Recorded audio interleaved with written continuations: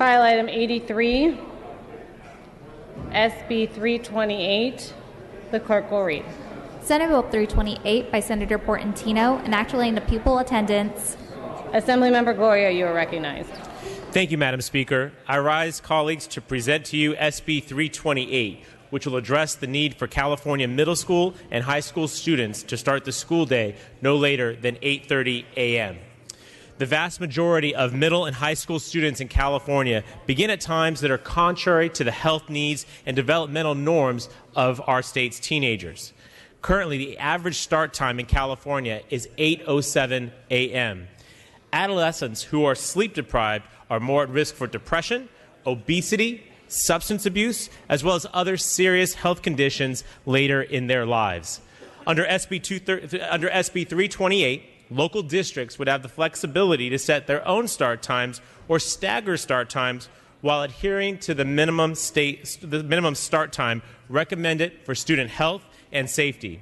They can also continue to have the operational zero-period classes.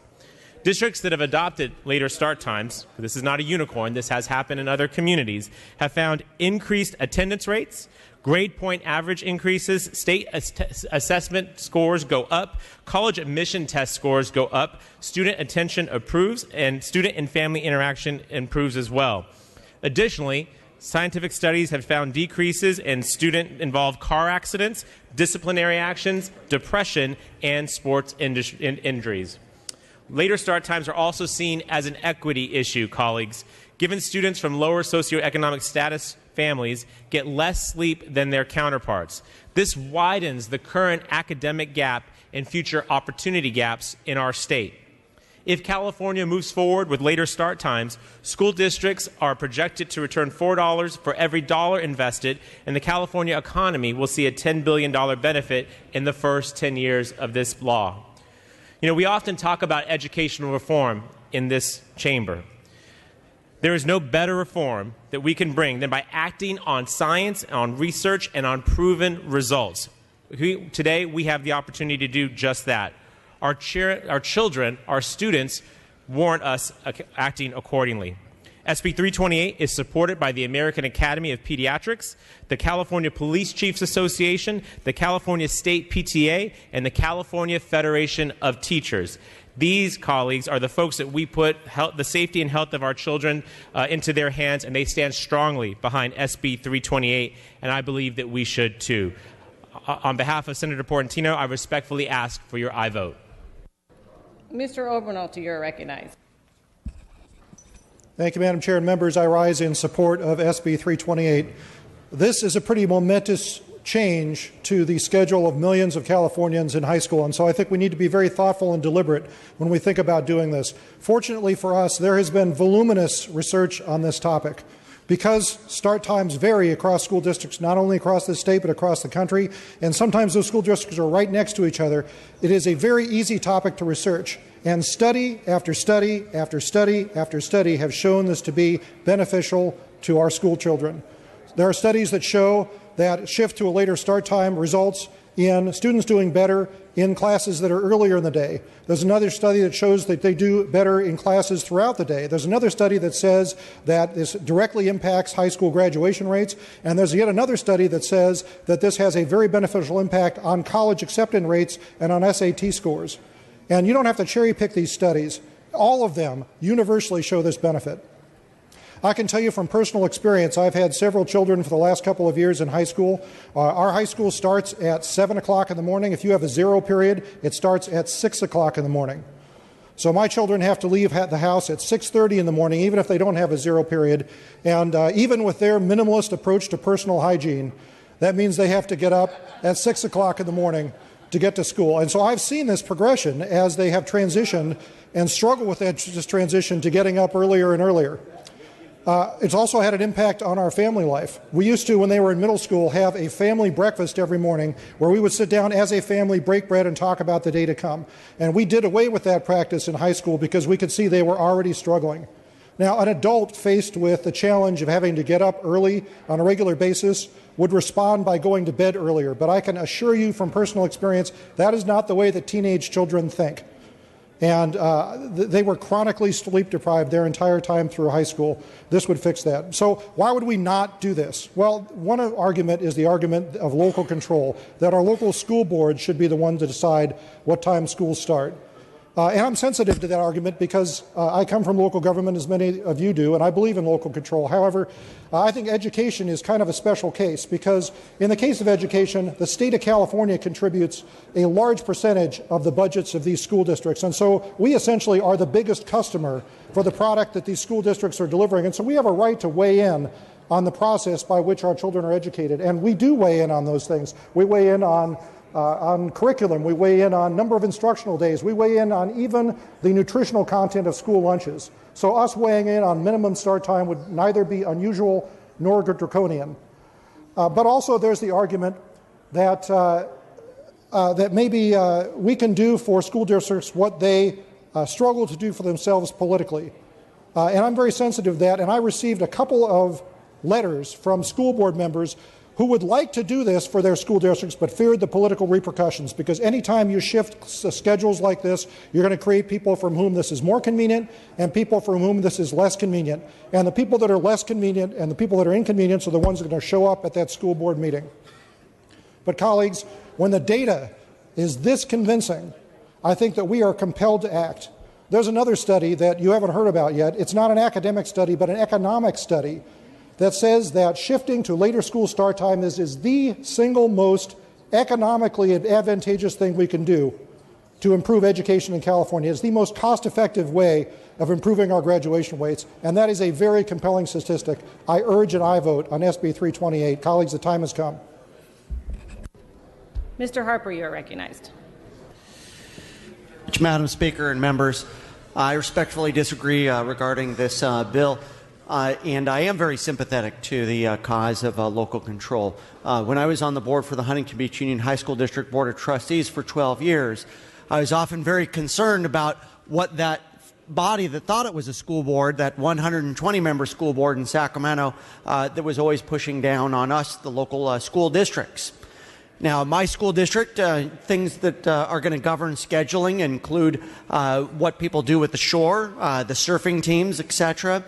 Just as I would believe that folks in maybe Central California are going to have to keep in mind agricultural schedules and how they impact their local schedule, whether you're in the mountains, whether you're in the beaches, whether you're in Northern California. Each local district should be able to incorporate what are the local pressures on young people's schedules as well as adult schedules in determining those schedules, and they should be responsive to those. But what this does is it imposes a one-size-fits-all solution. Now, do I think that the case that's made in terms of the health and impacts of a student is very important and very compelling? Yes. But each individual school board should make that determination, incorporating what are the local needs of their local communities. California is a huge state geographically and population-wise, and this one-size-fits-all approach is really kind of ridiculous. And I also think that we should invest more in terms of what our local school board members are entrusted with. You know, if they aren't willing to be able to back up and be able to have a backbone with their local association based upon negotiation of scheduling, then maybe they're in the wrong business. Maybe they should step aside for someone who can step up for students. So I don't think that that's a reason why we should come in and cram down. So respectfully, I urge a vote in opposition to this, but I also urge our 1,000 plus school districts throughout the state of California to carefully consider this issue and decide this on a local basis, keeping their own local concerns on their scheduling and respectfully making sure that they keep that within their decision-making process. I urge a no vote. Mr. Cunningham, you are recognized. Thank you, Madam Speaker. This is a tough one, but I rise in opposition. I rise in opposition as a former school board member who dealt with dealing with bus schedules and trying to figure out how we could start schools in a way where we staggered transportation resources so we could stretch thin budgets and get kids to school.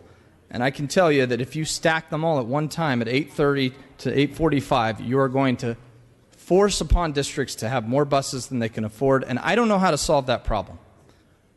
And I don't know why we're trying to tell every school district in the state to solve that problem. We have 3,000 schools, 4,000 schools in the state, 3 million kids we educate. We've got to have some trust for the local decision makers to make decisions about how to use their resources. This bill is going to cause problems for extracurricular activities, before school events, FFA, surfing, as the member mentioned. There are all sorts of programs in the morning that are going to be imperiled. We moved the start time back to school. We're moving sports back as well. Kids are getting home later. We need to be thinking about that. I don't dispute the research on sleep. Sleep is a good thing. If anybody has a way to get I have a seventh grader. My oldest is seventh grade. If you have a way to get her to sleep, please talk to me. I desperately need it, okay? But it's not just, Melissa does, sorry.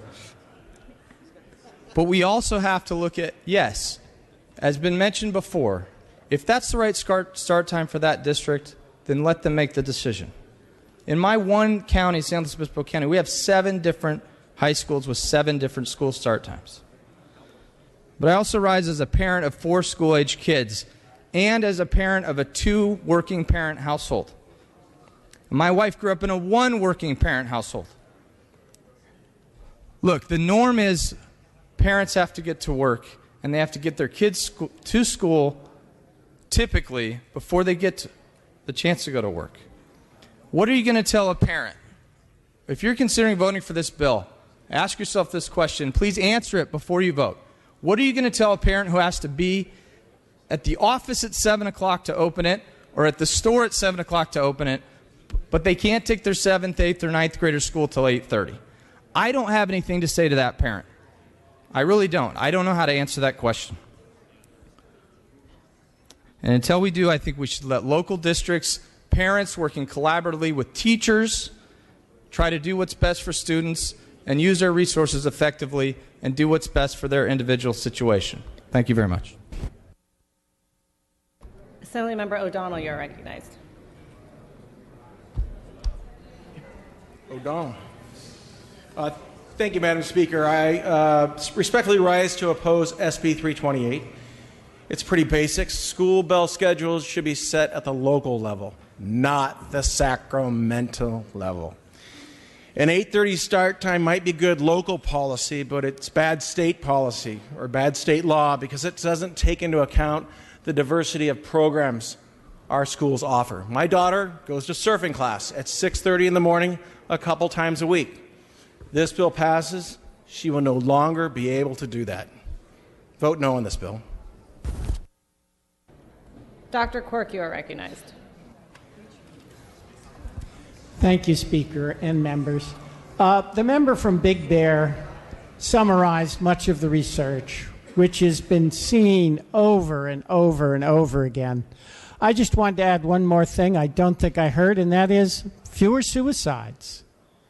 That's a pretty basic statistic.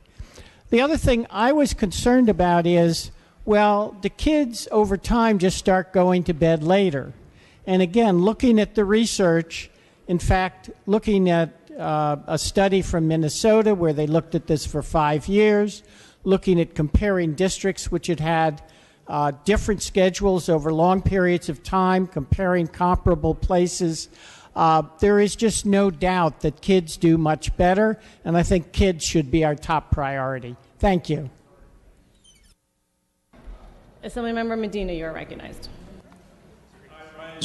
I rise respectfully in opposition to SB 328, and I join my colleague from Templeton and my colleague from Long Beach.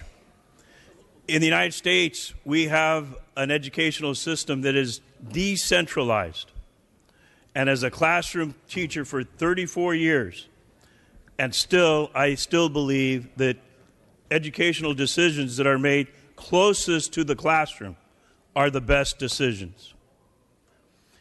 As a school board member, I would see the most people in attendance at a school board meeting when we changed school boundaries, because that affected the schools where kids would attend. And you would see the parents come out in droves when you attempted to change the school attendance boundaries. The reason we have so many mics up right now is because as a school board member, there were two things that I recognized that parents cared about and still care about: their children and how we spend their tax money. I wish that I could agree with those who think that there is a panacea to solve the problems of education. But this is not it. This is not the panacea. This will not solve all the problems in education. I think we need to be respectful to local decisions. I very much feel that in education, one size does not fit all. Listen to the educators who are rising up in opposition to this bill. Vote no on SB 328. Assemblymember Gonzalez-Fletcher, you are recognized. You know, I rise in support of this bill. I was really excited when I saw it because as a mother of a 14-year-old boy, I have watched through middle school and now high school as this unnatural occurrence took place where my son, who used to bounce out of bed and be ready to go for anything, struggles at 7 a.m. to shake it off, basically. And knowing that every time I try to engage him in any meaningful way in the morning, that it literally takes time. And when this bill was brought forward, it was brought forward not on this anecdotal evidence, but on studies. We have actual studies that tell us children will do better if we start school later. Science. How often do we actually have one thing, and it's not a panacea by any means, and with all respect to our teachers on the floor, I know how difficult that job is, but when have we ever been offered something that's already proven to work that will help our kids? I can't even remember. And we do make policy statewide. I mean, we voted on Common Core, and I'm still unsure what we did there. And I voted for it. But I'm still experimenting with that math. But if you know that something is good for kids, if you know they will do better in school as a result, if it is scientifically proven, how can we not accept that and figure out a way to help our locals make it work locally? I respectfully ask for an aye vote. Dr. Weber, you're recognized. Madam Speaker and members, I rise today in strong support of this bill. Most of you know I spent 40 years working at the university, and I've worked with all kinds of age groups, not only at the university, but also worked in high schools. But in addition to that, 8 years I served as a member and president of the second largest school district in California, that's in San Diego. And during that time, I was on various commissions in terms of education reform, national commissions, serving as vice chair and all those things, and had an opportunity to look at the research that's there. And the research is clear. No one here has actually said that the research is not solid, that children going to school at a certain time, particularly that age group that we're talking about later in the day, do perform better. And those of us who are parents know what happens when you're trying to get up a teenager at 6 in the morning and to get them moving. It just doesn't happen that way. This bill probably will eventually, at some point, also change for elementary schools because they function better at 7 in the morning than they do at 9 when they go now. And so if we really want to talk about what is best for kids, and we really want to talk about what works, this works. And it's not the panacea. It will not answer all the problems. All the social problems we have at home and everything will not be solved because your kid went to school at 8:30. You still have to be a parent. You still have to have some guidelines and structure in your household. You still have to teach them some values. But this helps. This helps immensely. And I can tell you that when we looked at it in San Diego, our greatest obstacle were parents. Not those who were informed, but thinking about their day and what they needed to do. The worst school board meeting I ever chaired in my life, it was not opening up health clinics where we had a lot of folks in opposition. It was not when we dealt with the issues of LGBT communities and the Boy Scouts and had to basically take their curriculum out of our schools. Those are difficult board meetings. But I tell you, when we changed times, you had every parent in the city, whether they were going to go early or late, who did not want to change, even if they were changing to go earlier or going later, whatever it was, because they just don't like change. And I'm telling you, you would have thought we had killed everybody's dog, cat, and bird and hung them from a tree. The way people were crying in that school board meeting about time change. And we made those hard decisions, had to make some time change, and then the people went away. They changed their time, they changed their schedule, and they did what they had to do. The current structure is not convenient for parents. We can say it is, but it really is not. If you've got a kid going to school at 7 in the morning, that's not convenient. And if your elementary school child is going at 9, you really need to supervise them before they go to school. And you have to be there at 8. So let's be real about being a parent. These schools are not designed really around us. We then structure our lives around them. So when we start talking about what is good, we need to basically make sure that we're really thinking about what's going to be beneficial for our children, what will help them to basically embrace school, and what the research is saying. I talked to the speaker, and he was the author of the bill, and he was telling me, oh, this is great. You know, we're getting them with that, and this will push the issue, and this will put the issue, because he's looking at all the studies, the RAND studies, and all these things that are there. And I said, but listen here, this will be killed by ignorance.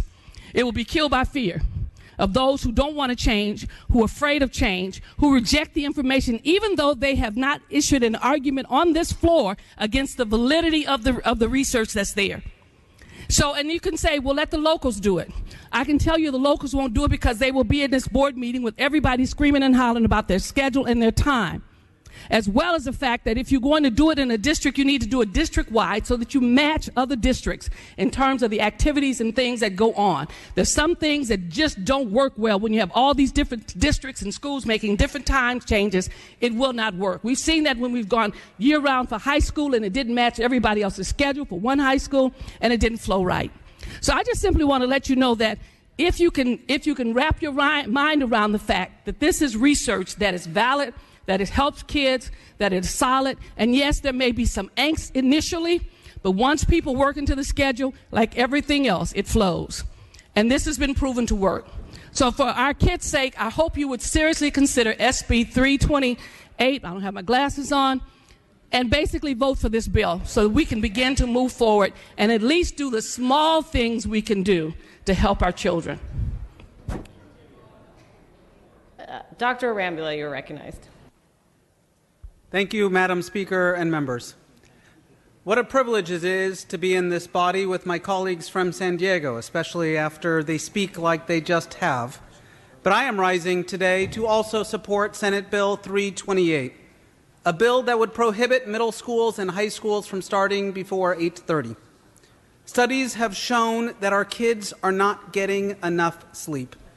There was a National Sleep Foundation poll which showed that 87% of our high school students are not getting the 8.5 to 9.5 hours of sleep that they're supposed to get. Adolescents have very unique sleep rhythms that make it harder for them to get to sleep compared to elder people. Chronic sleep loss in children and adolescents is one of the most common, if not the most easily fixable crisis in public health that we can fix right now. The research is clear that our adolescents who do not get enough sleep, they suffer from being overweight. They suffer with depression. They're less likely to be involved in automobile accidents if we move their start time to later. We find that they have both better grades and higher standardized test scores, and they overall have a higher quality of life. Sleep is vital to your well-being. It is like the air that we breathe and the water that you drink. I ask for your support today on Senate Bill 328. Mr. Marasucci, you are recognized. Thank you very much. I rise as another former school board member in opposition to this bill.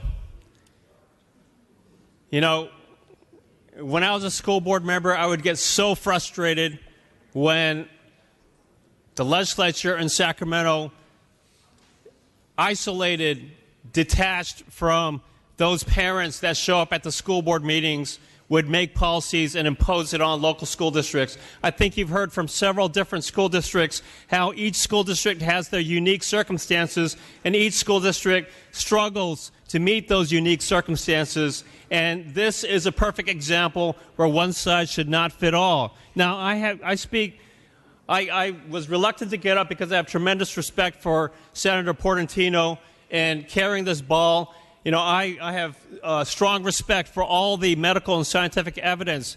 I believe that the medical and scientific evidence says that schools should be started later.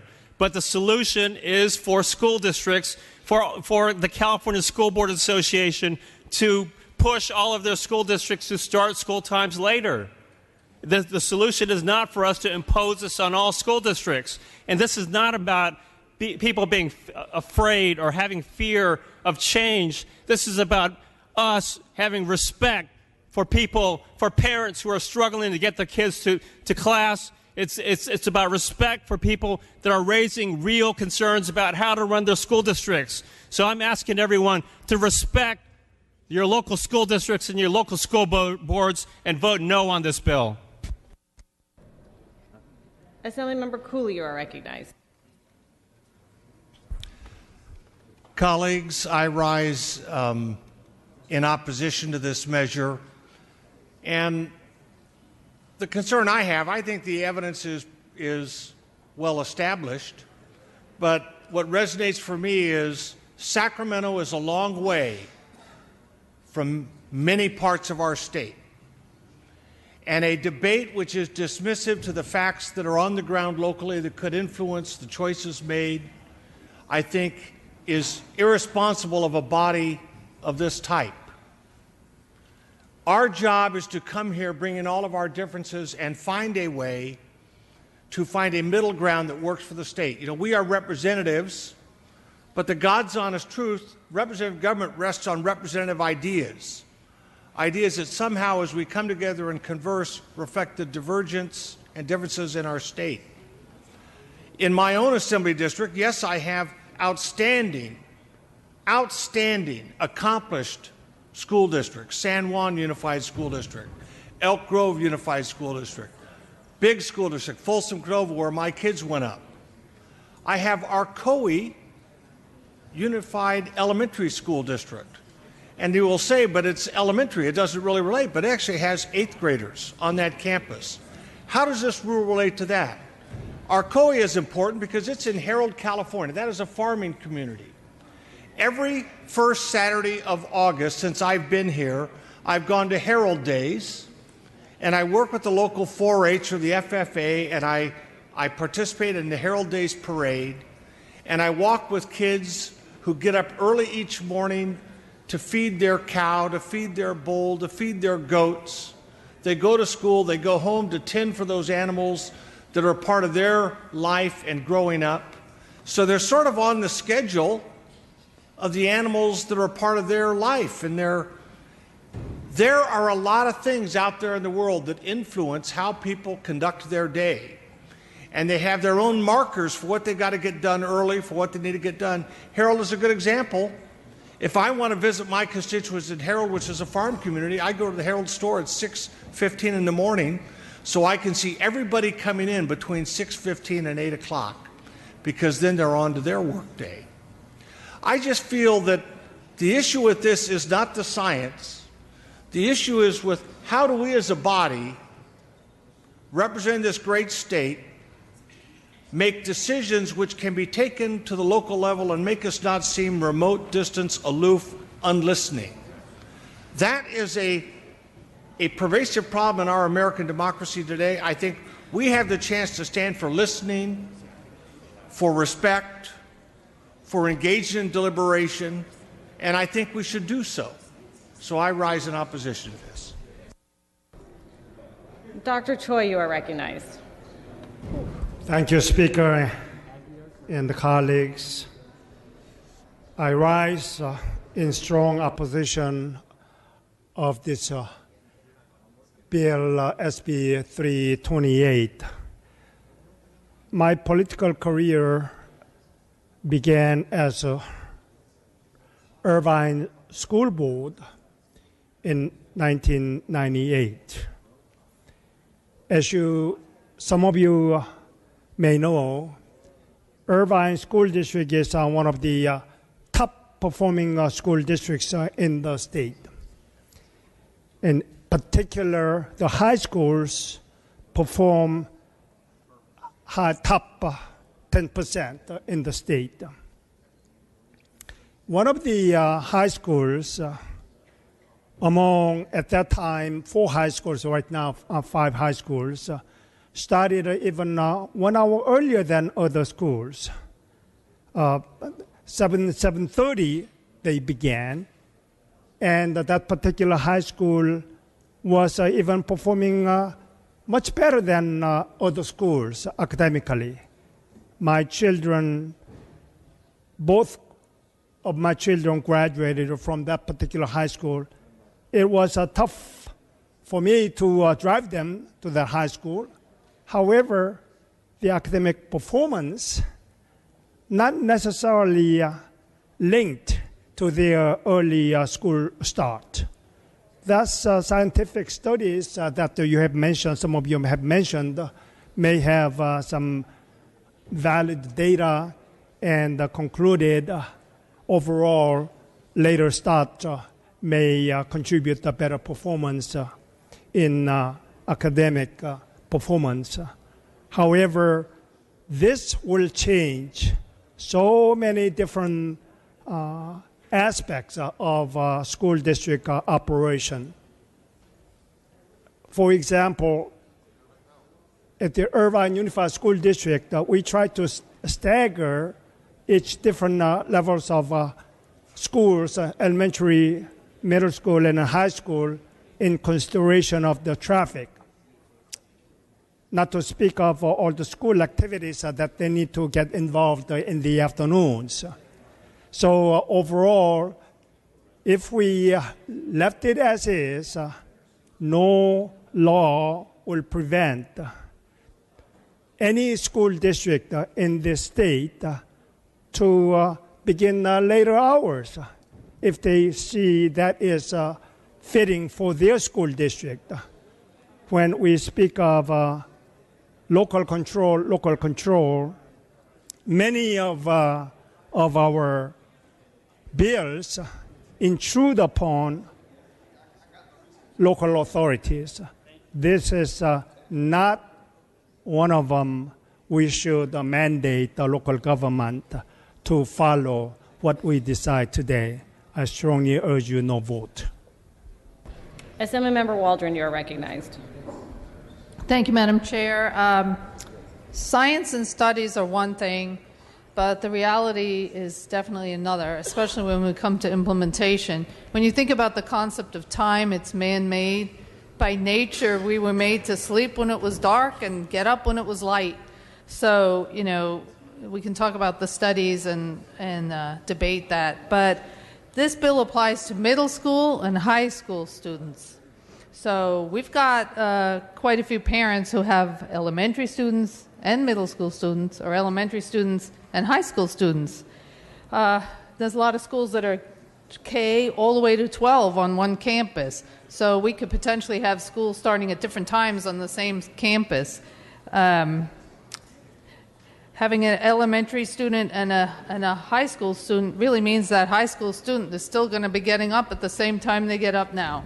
They're going to be getting up at 6 o'clock or 6:30 because they have to be dropped off by 8 so that the elementary school student can get there too.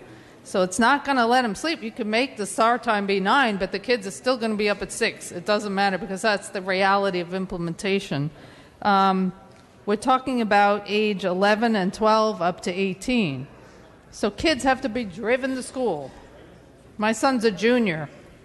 80% of the kids still don't have driver's licenses at age 16, and most of them still don't have driver's licenses at age 18, so the parents are dropping them off.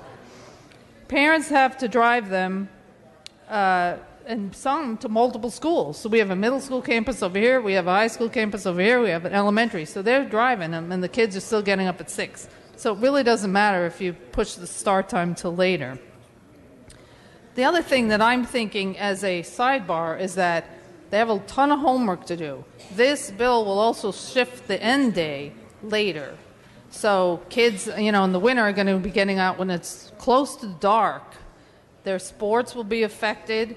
If they're, you know, on a school soccer team or something like that, it'll be almost dark by the time they even get out of school. They've got a ton of homework to do. As it is, kids are doing homework at 10 o'clock at night. I think if they taught them in school and had less homework at night, they can actually do their sports, do a little bit of homework, and get to bed, by 9, which is how it should be.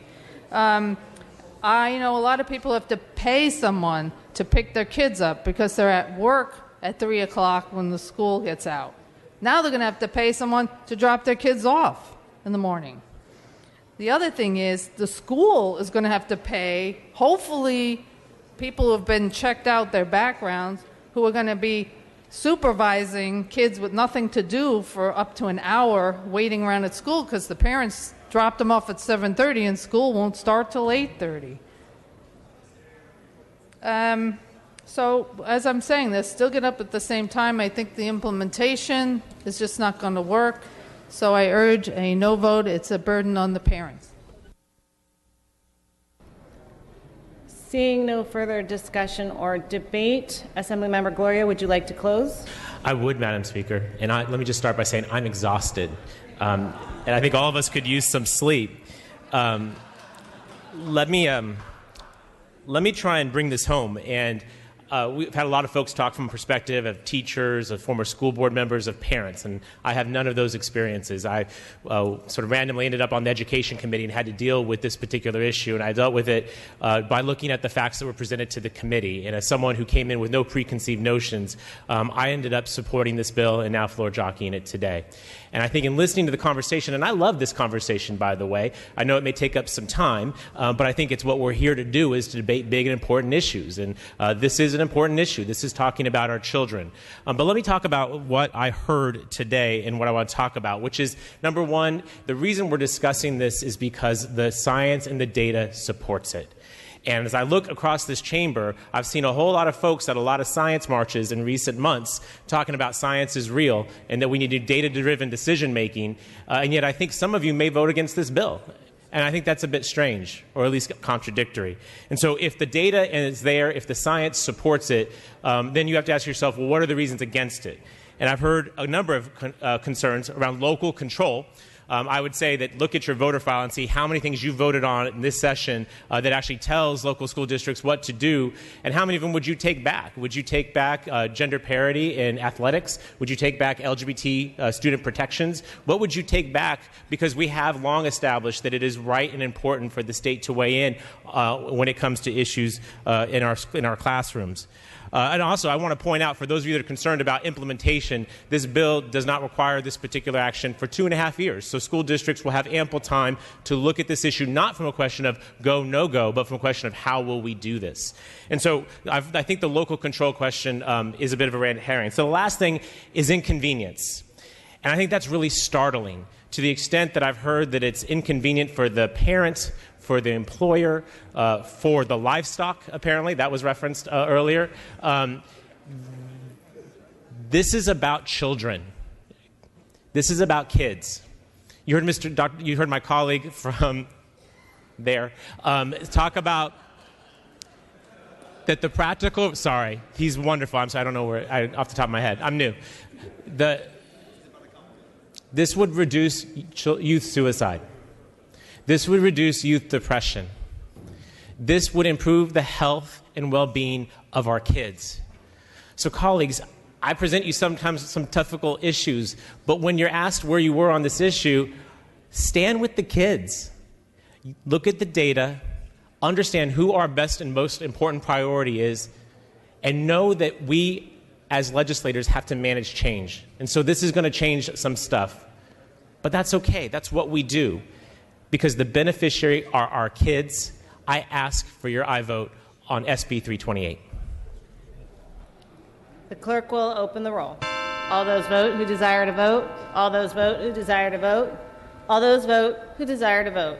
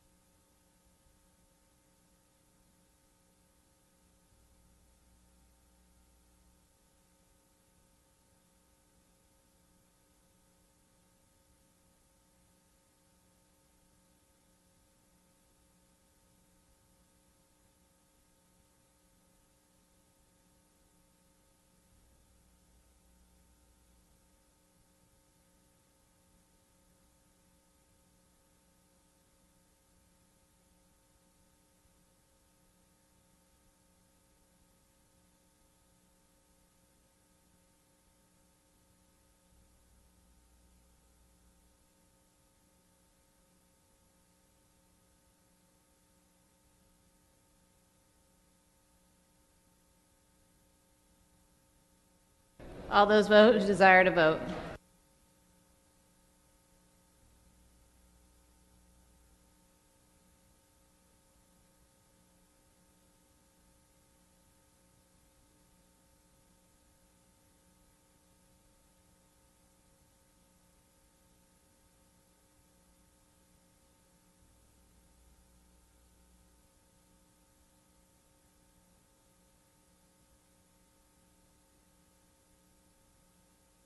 All those vote who desire to vote.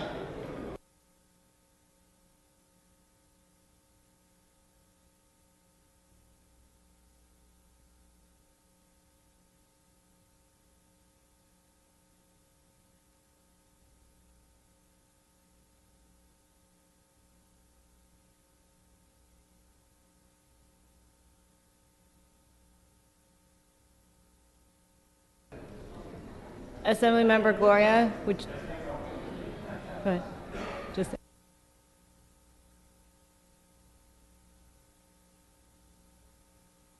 Assemblymember Gloria asks that we move the call.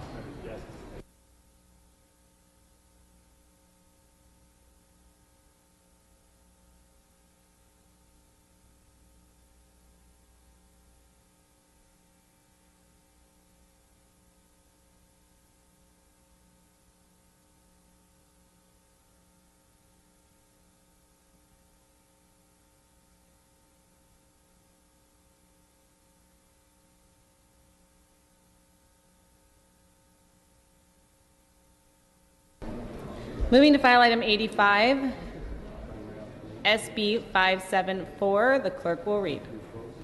Senate Bill 574 by